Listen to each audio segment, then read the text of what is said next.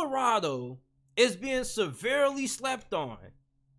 They are a 19.5-point underdog as of right now, going into their week 1 matchup against TCU. And I know that week 1 is a couple of weeks away, but I'm just really interested to dive into this matchup because I think that Colorado has a really good opportunity at being able to pull off this upset.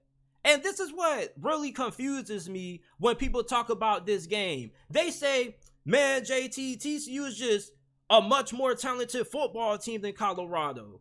And I asked them, okay, how many returning starters do they have on offense? 3. How much of their offensive production from last year do they return? 33%. So, who's their offensive coordinator? Do they retain their same offensive coordinator from last year? Oh, no, they don't? Oh, what happened to him? Oh, he went to Clemson? So who's replacing him? Kendall Bryles? So he's going to be instilling a new offense? Colorado? What are they going to be doing? Oh, instilling a new offense? Oh, okay. Is Colorado going to have a new starting quarterback? Oh, that's crazy because where's Max Duggan? Oh, Max Duggan, he's not here? Okay. So who's going to be replacing him? Oh, okay. Chandler Morris. So we get Shedeur Sanders versus Chandler Morris week 1, right? Who are you guys taking in the quarterback battle? Head to head, Chandler Morris or Shedeur Sanders? In a game like this, week 1, normally the team that gets better quarterback play has the better advantage at winning. Especially if they're trying to pull off an upset like this.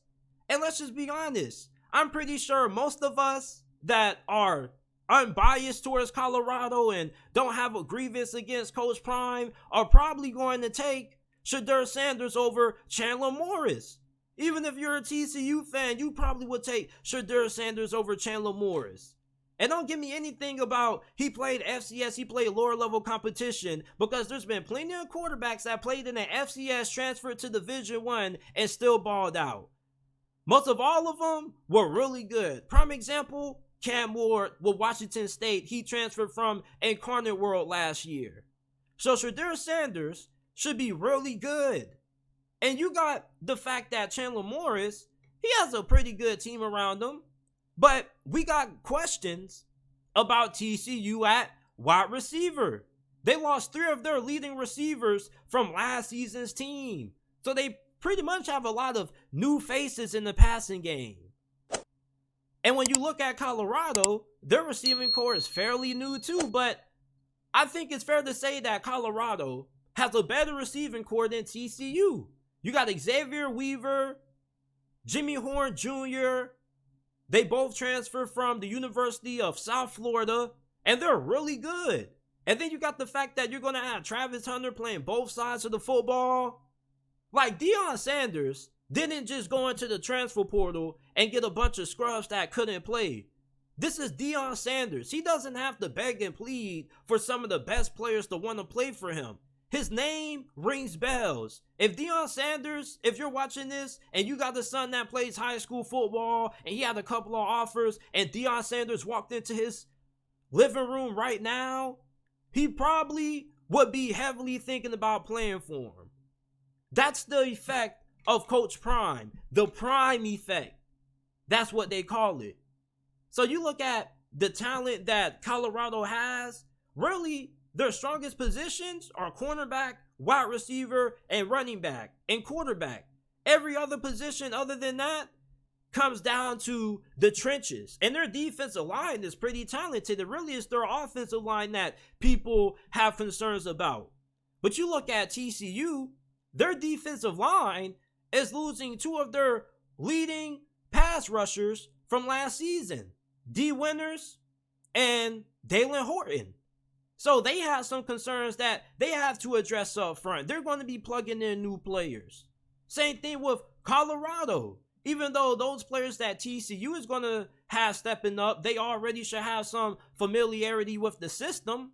And most of their defense from last year, their starters returned for this season. They returned 8 starters on defense. But I don't really think that TCU's defense is going to just come in and just shut down Colorado's offense. And I don't think that Colorado's defense is going to be completely lights out against TCU. I think this has the capability to be a very high scoring game. But you look at Colorado versus TCU, on paper, TCU, they don't have as many questions as Colorado, but they do have a lot of questions that a lot of people don't really know about. Colorado, yeah, they got a lot of questions that are going to be addressed, especially with how good they're going to be up front.